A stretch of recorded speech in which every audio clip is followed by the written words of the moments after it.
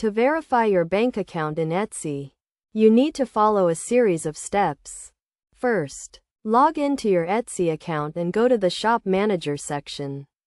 Click on Finances and then Payment Settings to access your payment options. In the Payment Settings section, you will see the Bank Account option. Click on it to add a new bank account. You will be asked to enter your bank account details, including the account holder name, account type, routing number, and account number. Make sure to enter the correct details to avoid any issues with your verification process. After entering your bank account details, Etsy will send 2 small deposits to your bank account. These deposits are usually less than $1 and will be labeled as Etsy on your bank statement. You will need to verify these deposits by entering the exact amounts in the verification section of your Etsy account. To verify the deposits, go back to the Payment Settings section and click on the Verify Bank Account option.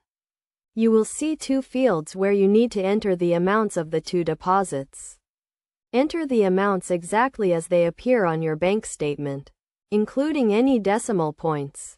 Once you have entered the deposit amounts, click the Verify button to complete the verification process.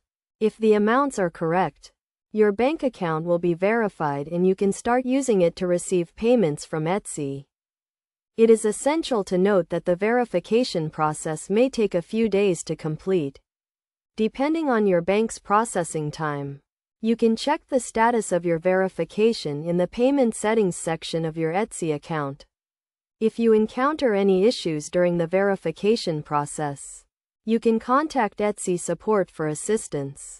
Verifying your bank account is a crucial step in setting up your Etsy shop and ensuring that you can receive payments from customers. By following these steps, you can easily verify your bank account and start selling on Etsy. Remember to always enter your bank account details correctly and double-check the deposit amounts to avoid any issues with the verification process.